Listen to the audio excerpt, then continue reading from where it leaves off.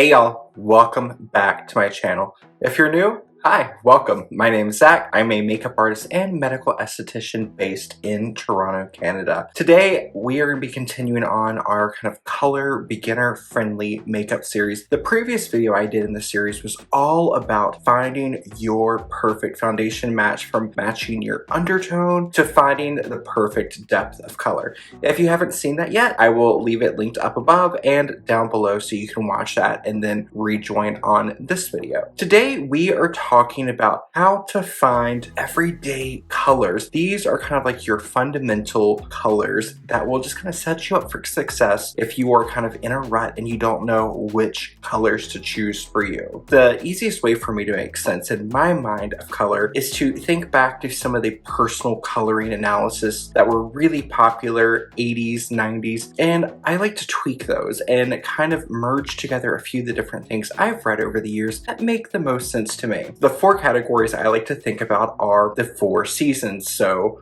winter, spring, summer, fall. And when I'm thinking about those, I think about the kind of overall feeling of the season as far as the colors. So within winter, the atmosphere, everything about winter is quite cool and everything is quite bright. We have a lot of contrast. Think about snow on the ground versus a winter sky. The sky tends to be a little bit darker, the ground is nice and bright, so that means we have a high contrast. So winter would be cool, high contrast. And when we're thinking about spring, I just think about warm, bright colors. So everything in spring, the flowers are in bloom, the sky is bright blue, the grass is bright green. There's just a lot of color and brightness. So when you're thinking about spring, I like to think about warm brightness. At first, when I was learning about color theory, summer threw me off. But when I describe what summer is as far as the world of coloring, it might make a little bit more sense like it did for me. Think about a summer sky.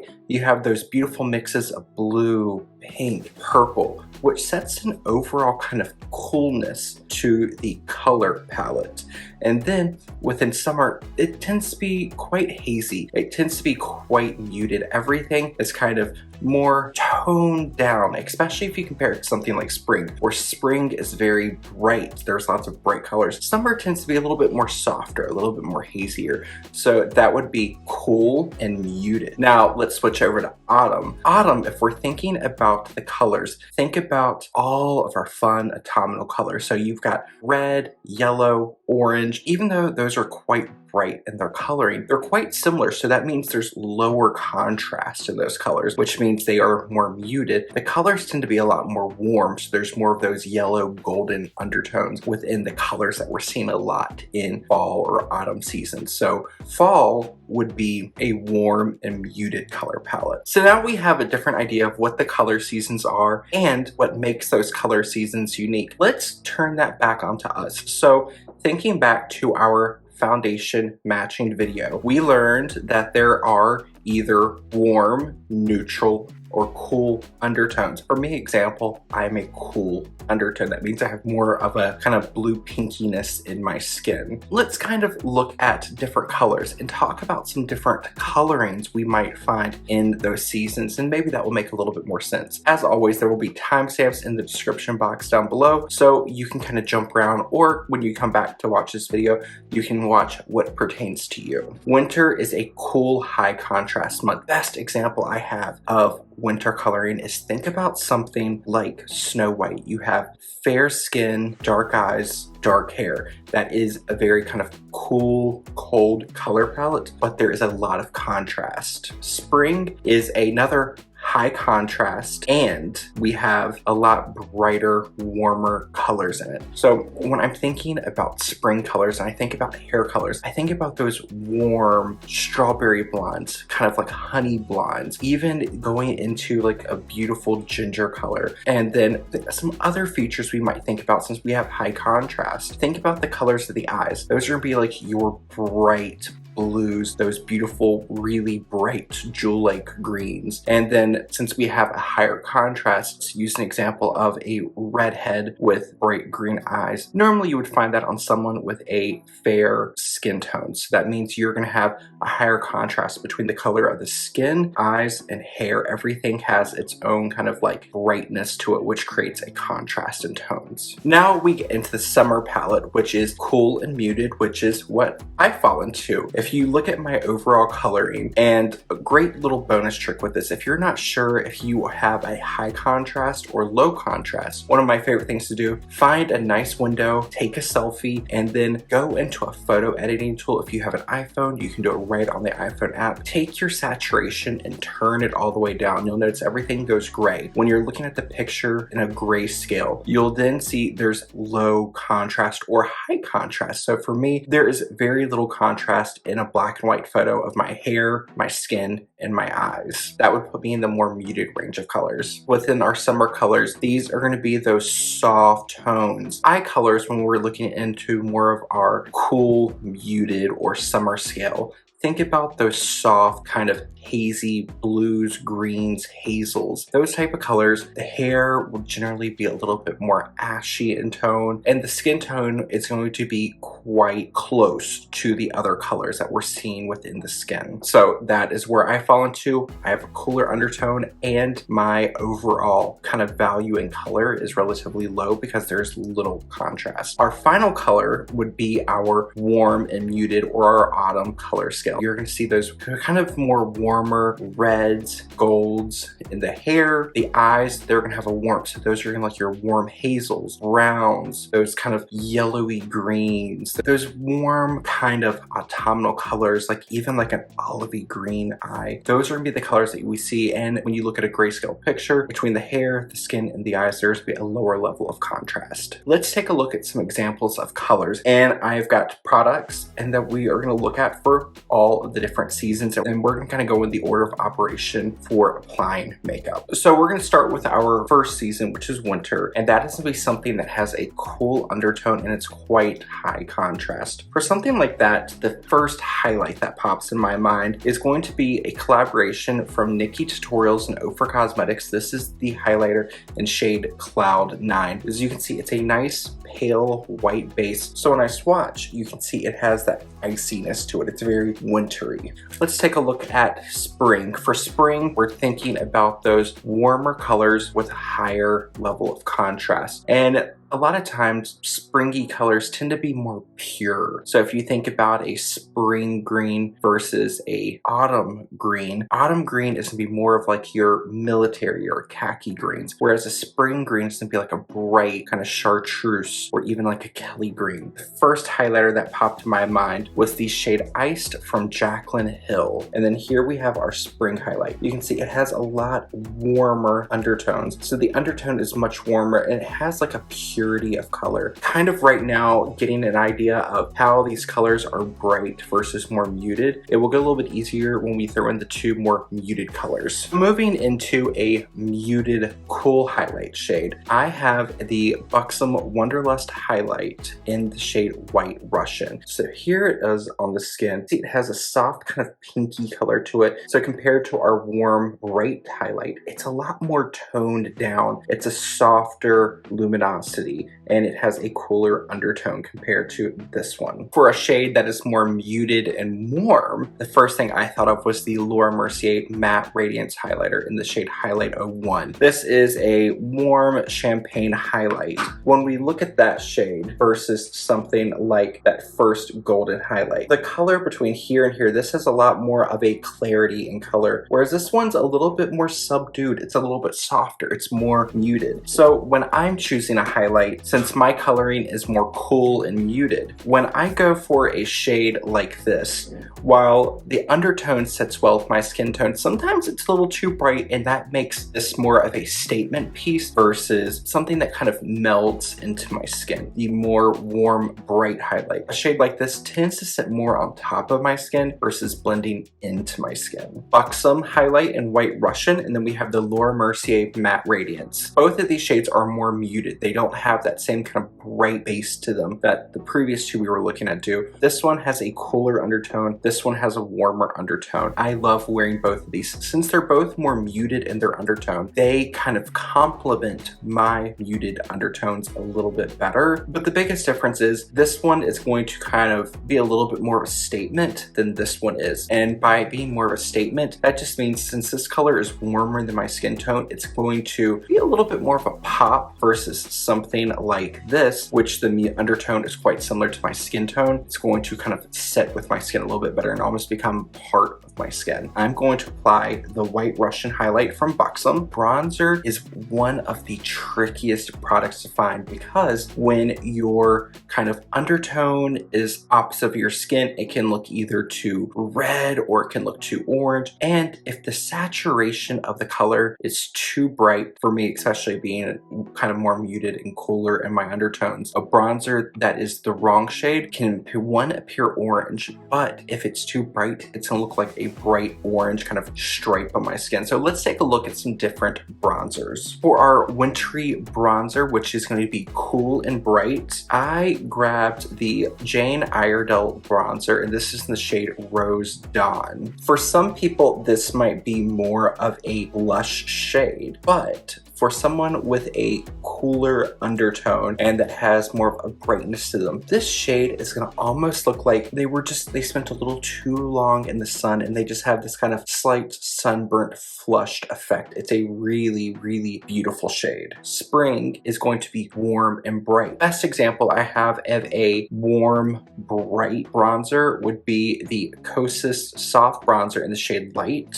So here we can see the Kosas next to the Jane Iredale. This looks very kind of bright and peachy. It has, for me in my skin tone, it's a color that you don't find in my skin tone naturally. And for me, this is a color that almost wears my skin because one, it has more of a brightness than the rest of my kind of complexion does. There's more clarity in this shade and it's warmer. So it's all opposite for me, and that makes the Kosas bronzer not a great match for my skin. We're gonna move into summer. So summer, again, that would be your cooler color palette and it's softer, it's more muted. And for that, I love the Laura Geller Baked Bronzer in the shade Fair. We can see this has a little bit more of a red pinkiness compared to the Kosas, but it doesn't have that same brightness and clarity that the Jane Iredale does, making this one of my personal favorite bronzers for my skin tone. We have our final color kind of season, which is another muted color palette, but this time it's muted and warm. For that, the first thing that came to my mind was the Physicians Formula Butter Bronzer in the shade Light Bronze. Now, if we look at this compared to the Kosas bronzer, where Kosas was bright and warm, the one by Physicians Formula, it has a softer, if you see, it's almost kind of desaturated looking compared to the Kosas, and it has a warmer undertone, which means it's gonna appear a little bit more yellowy than the Laura Geller bronzer. So today, with my look and my coloring, I am going to apply the Laura Geller Baked Bronzer in the shade Fair. Have you ever had a blush color where you feel like you can just apply and apply and apply, and while the color becomes a little bit more intense, it never feels like too much, but you'll have another blush and you just very gently put it on the skin and it almost looks like you put on way too much? This might help you figure out why that happens. Starting with our cool, bright color palette, which is our winter, the best shade I could think of is the Clinique Cheek Pop in the shade Pansy Pop. This is a very cool purpley shade. We can see it has a very noticeable cool blue pinky undertone and it has a brightness to it. So there is a cool bright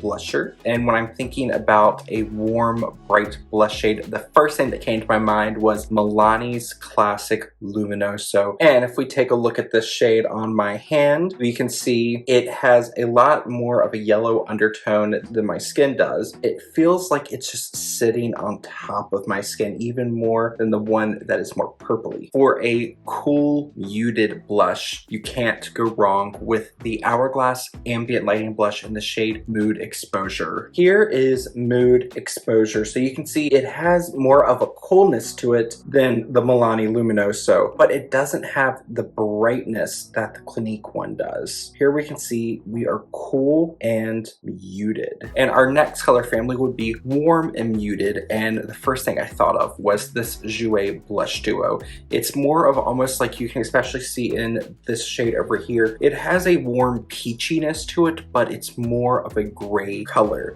So I am going to focus on this shade right here. Here we can really see that color versus the Hourglass Mood Exposure. While it does have a similar warmth that the Milani Luminosa does, it doesn't have the same brightness. It's more desaturated. And if we look at the shade next to the Hourglass Mood Exposure, they both have that kind of gray cassiness to them, but this is much warmer than this one. So I'm going to apply the Hourglass Mood Exposure. The eyes and lips, as far as our makeup, you get a lot of room to play and make a statement. These tend to be the two areas where we either really play them up or we play them down. Let's start with the eyes, and I'm not going to swatch all of these. I am just going to kind of show you some color stories. For a cool, bright color palette, I immediately thought of this Sephora collection I love. This is in the color Light Cool. Browns in here, which are quite neutral. You have this kind of shimmery row and this base shade that has a very kind of bright, cool, almost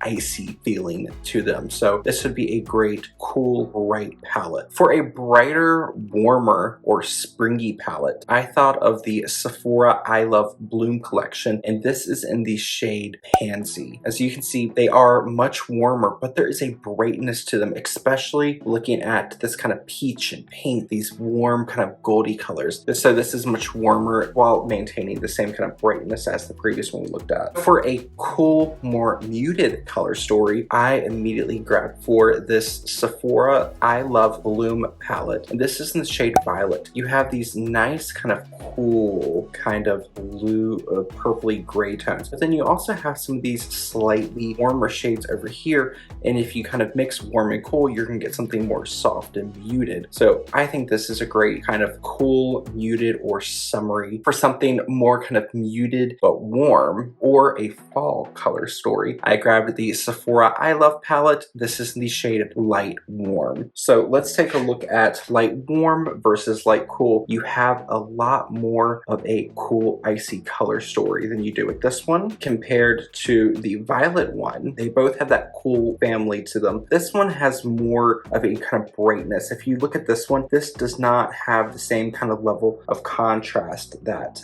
this one does. It doesn't have the same kind of brightness and clarity this one does. So I'm gonna throw a quick wash on my eyes using the Lilac palette. Now that kind of everything's on except for the lips, and I've chosen colors that were more on the cool, muted side of things, we can kind of see how everything, while I definitely have makeup on, nothing really kind of jumps out at you. Everything kind of tends to be a little bit just more kind of in part with my skin, enhancing my natural features. So I wanna try on the lip products because seeing a lip product on might make a little bit more sense. For our cool, bright, or more wintry lip shade, I want to show you the Lisa Eldridge Gloss Embrace in the shade Beauty. This is a very kind of cool blue pinky color. So I'm gonna apply this and I'll be right back. Okay, so here is the Lisa Eldridge Gloss in Beauty. Very, very bright. A color that it has a similar undertone as my skin, so I could definitely use something like this as a statement color. For our warm,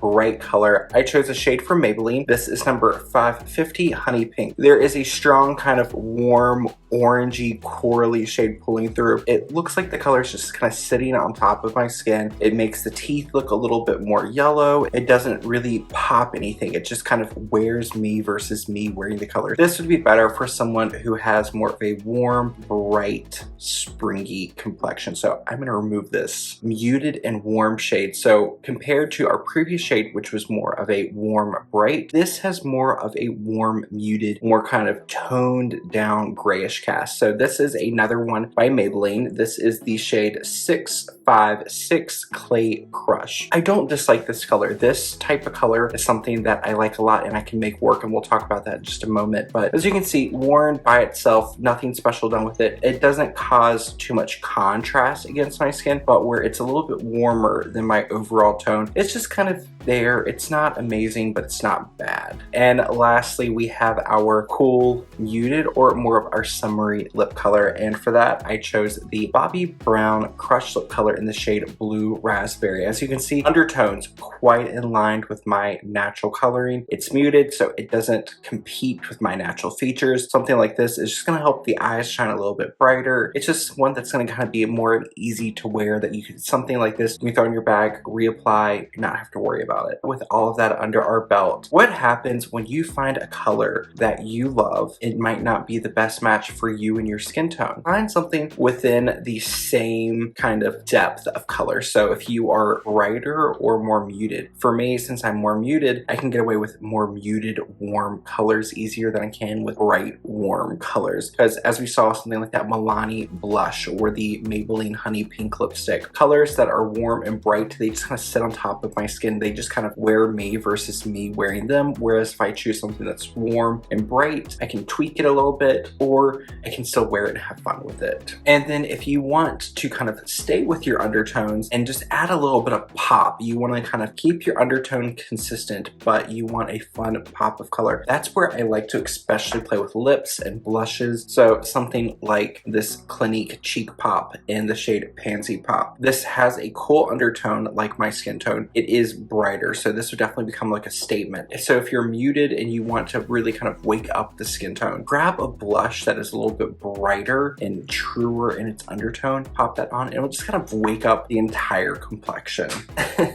Hopefully this video made sense. Hopefully you feel a little bit more confident with kind of knowing your colors. And there is going to be a third part in this series. So the third and final part of the series, I want to show you how you can make something that is opposite. So for me, how that's something that is warm and bright work for me and my skin tone, since it's so opposite of what my coloring is. So if you enjoyed this video, make sure you give it a thumbs up, subscribe to my channel if you haven't already, and share it with a friend that you think might find it useful. I will see you all in the next one. Bye y'all.